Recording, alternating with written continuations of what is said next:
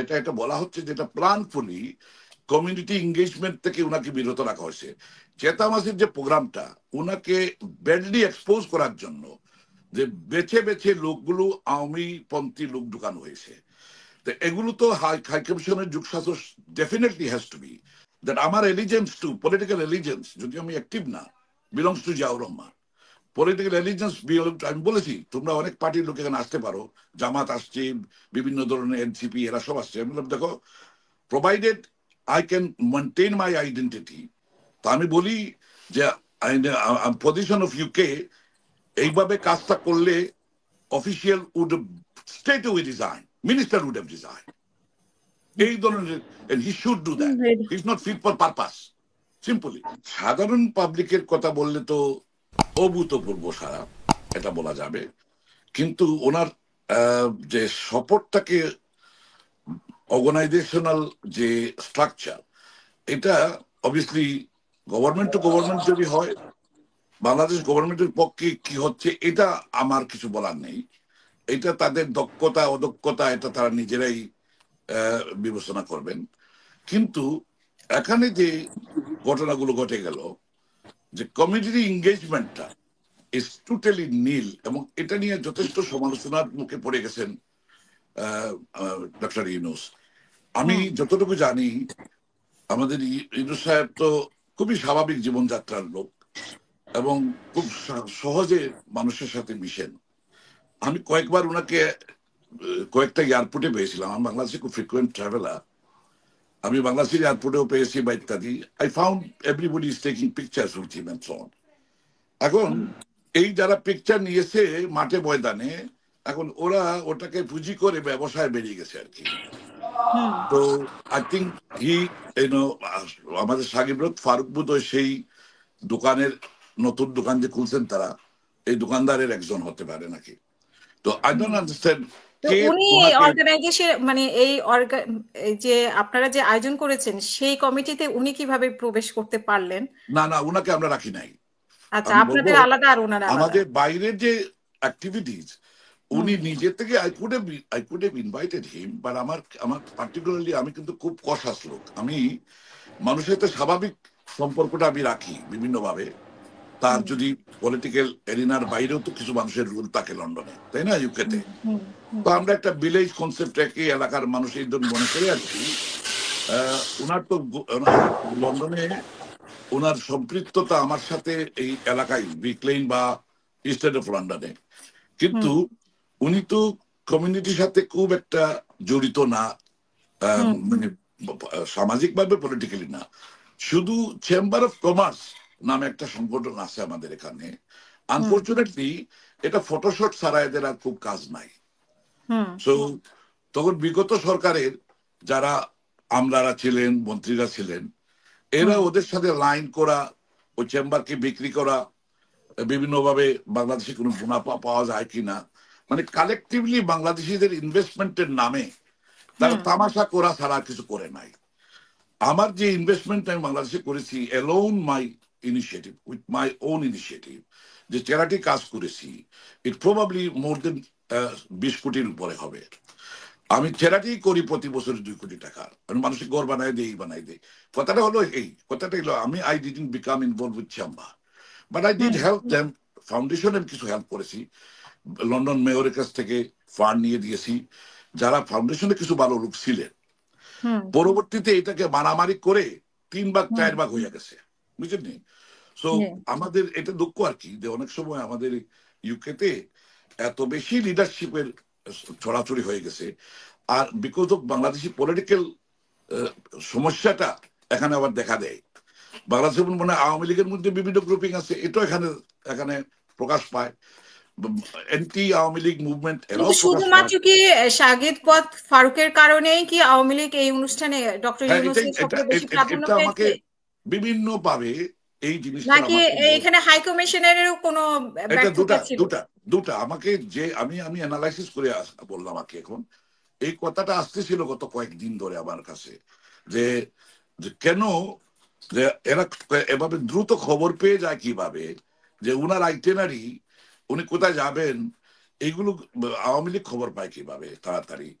ইত্যাদি, এই সমস্ত আগে থেকে জানে কিভাবে। এটা হাই কমিশনের কিছু লোক তো অবশ্যই মনে করেন স্বৈরাচারের প্রেতাত্মা এখন তো হাই কমিশনে বিরাজমান।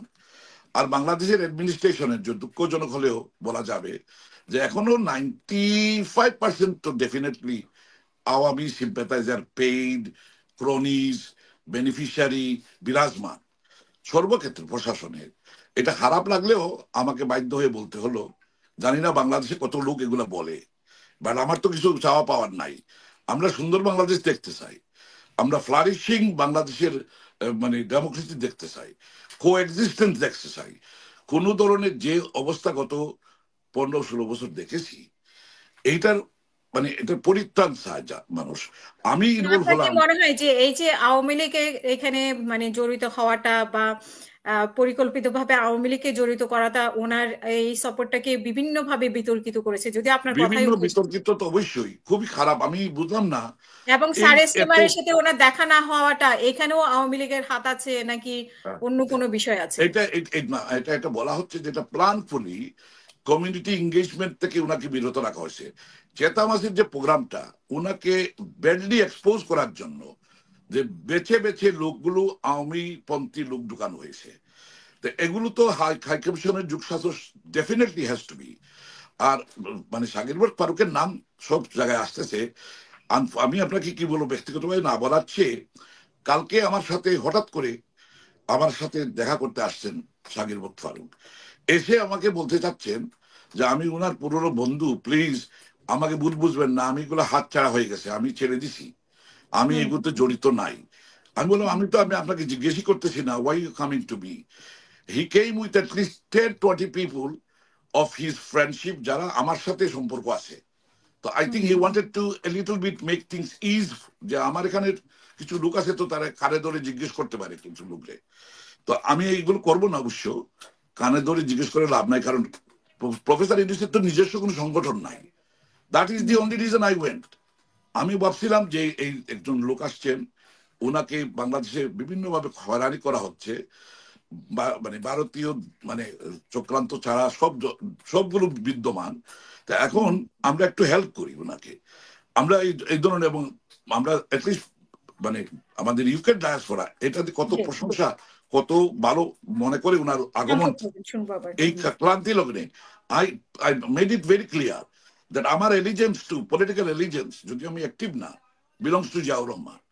পলিটিক্যাল এলিজেন্স আমি বলেছি তোমরা অনেক পার্টির লোক এখানে আসতে পারো, জামাত আসছে, বিভিন্ন ধরনের এনসিপি এরা সব আসছে। আমি বললাম দেখো, provided I can maintain my identity, আমি এখন পলিটিক্যালি অ্যাক্টিভ না বাংলাদেশের পলিটিক্স নিয়ে কারণে, এটা বিভিন্ন দুঃখের কারণ আছে, এটা সব পলিটিক্যাল পার্টি পলিউটেড হয়ে গেছে।